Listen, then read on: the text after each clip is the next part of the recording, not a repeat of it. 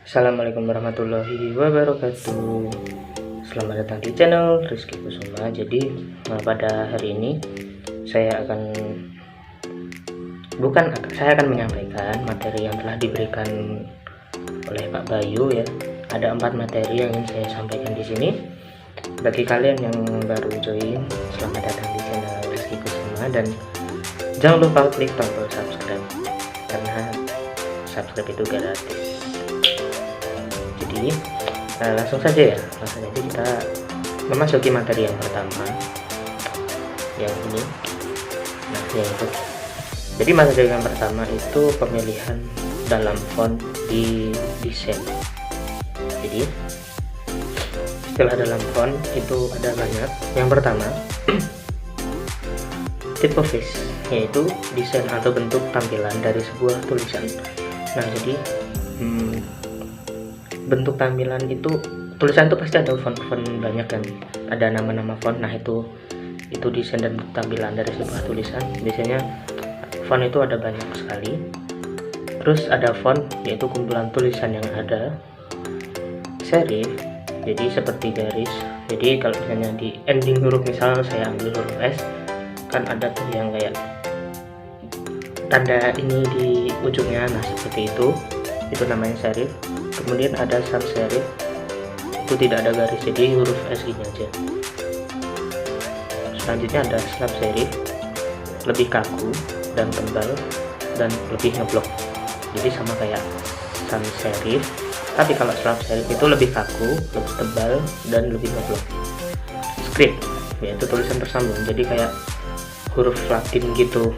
Nah, itu namanya script. Terus ada tipe hierarki. Jadi tipe hierarki adalah urutan besar kecilnya di dalam dokumen. Jadi judul lebih menonjol, ini kayak itu ya, berarti ini kayak ciri-cirinya ya. Jadi ciri-cirinya judul lebih menonjol dan teks body lebih kecil. Jadi kayak misalnya main judulnya itu judulnya besar, cuma di bawahnya itu kayak keterangannya itu menggunakan font lebih kecil. Kemudian ada tips memilih dan menggabungkan font. Yang pertama, gunakan variasi dari satu font. Ini saya singkat aja ya. Yang kedua, perhatikan kontras font, jadi biar nggak sakit di mata, jadi enak dilihat. Kemudian jangan gunakan lebih dari 3 jenis font. Kemudian ukur tinggi huruf X. Kemudian hindari kombinasi double script. Kemudian kombinasi klasik, lalu ada ukuran golden ratio, dan yang terakhir kombinasi 3 font. Nah, itu tadi materi yang pertama yang bisa saya sedikit sampaikan. Kita lanjut. Kemudian materi yang kedua yaitu tentang warna, gitu ya. Warna itu sangat penting dan berpengaruh bagi kehidupan manusia. Dan itu mempengaruhi sikap, emosi manusia dan lain-lain. Jadi ketika melihat warna, mata akan berinteraksi dengan otak yang bernama hipotalamus, kemudian mengirimkan sinyal ke kelenjar pituitari untuk diteruskan ke kelenjar hidroid. Nah, seperti itu. Lanjutnya, cara mengkombinasi warna dan desain. Warna sangat berpengaruh bagi kehidupan, seperti yang saya jelaskan tadi. Biasanya juga diikuti dengan simbol ataupun ucapan dan lain-lain, sehingga penggunaan warna sangat penting, apalagi di dunia desain. Nah, bagaimana cara memberi warna yang tepat? Sebelumnya kita akan mempelajari istilahnya dulu. Yang pertama, hue, yaitu jenis-jenis warna yang ada seperti merah, jingga, kuning, hijau, biru, ungu, dan seterusnya. Kemudian ada shade, yaitu warna pada hue yang diberikan warna hitam. Kemudian ada tint, yaitu kebalikan dari shade, diberikan warna putih.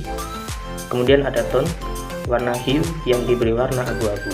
Nah, seperti itu. Itu adalah istilah umum yang biasa sering kita gunakan di desain ya. Kemudian ada teknik, ini ada beberapa teknik ya. Kalau misalnya kita ingin mengambil warna. Yang pertama ada teknik complementary, yaitu penggabungan 2 warna satu sama lain. Jadi 2 warna digabungin gitu. Kemudian ada analogus, penggabungan 3 warna satu sama lain. Triadic mengkombinasikan 3 warna pasangan dalam bentuk segitiga. Bedanya apa sih analogis sama triadic? Sama aja, cuma kalau triadic ini kita misalnya ada lingkaran nih, terus nanti kita bentuk segitiga, nah warna yang di titik-titik ujung segitiga itu, nah itulah namanya triadic. Dan biasanya saya sendiri ya itu mengambil foto-foto alam untuk diambil warnanya, jadi warnanya lebih bervariasi gitu ya. Bisa juga menggunakan aplikasi, tools atau situs kayak gitu dan lain-lain seperti itu. Kemudian materi yang ketiga, tata letak atau layout. Nah ini penting bagi kita dalam mendesain agar desain itu terlihat lebih praktis gitu ya. Jadi menurut istilah, layout merupakan usaha untuk menyusun, menata, atau memadukan elemen-elemen atau unsur-unsur komunikasi grafis, biasanya teks, gambar, tabel, dan lain-lain, menjadikan komunikasi visual sebagai komunikasi estetik dan menarik.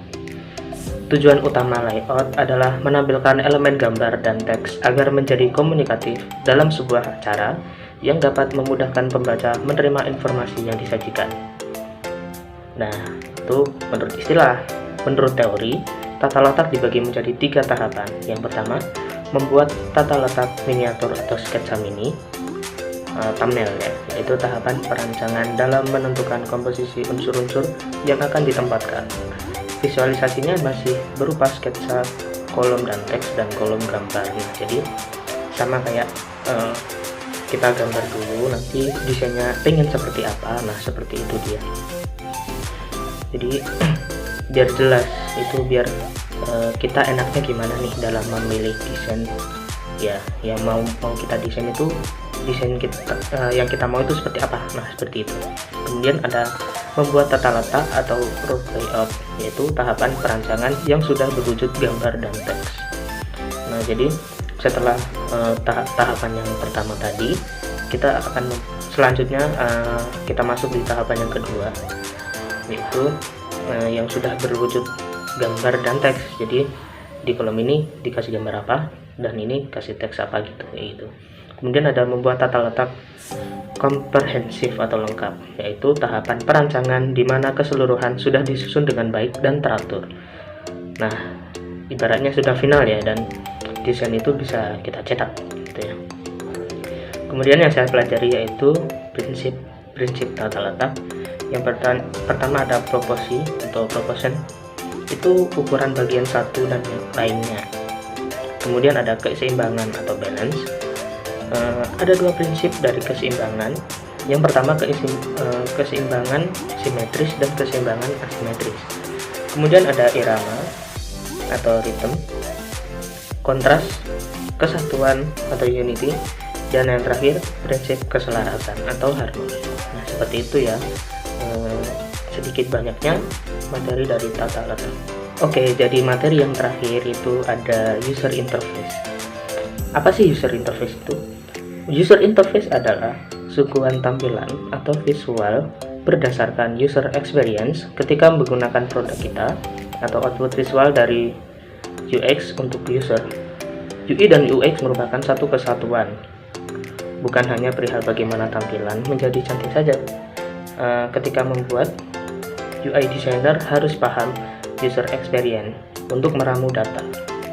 UI designer harus paham tata letak dan media yang digunakan, dan harus mengikuti rules yang ada di media itu. Nah jadi seperti mana ya jelasinnya, ini aja. Jadi kayak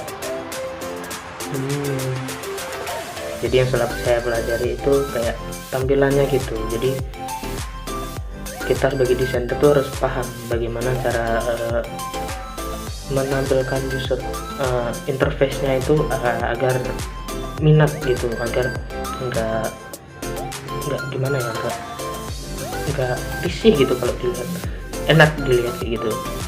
Nah salah satu fokus dari user interface adalah untuk memaksimalkan user experience. Nah jadi kayak gitu, berarti user interface ini juga sangat penting dalam pembuatan desain ya.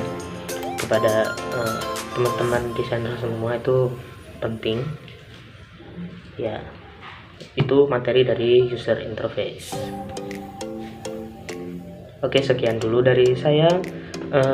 Kurang lebihnya saya mohon maaf apabila ada kesalahan tutur kata dan perbuatan. Saya minta maaf juga, dan jangan lupa komen jika video ini tidak memuaskan, like jika memuaskan, dislike gak apa-apa juga.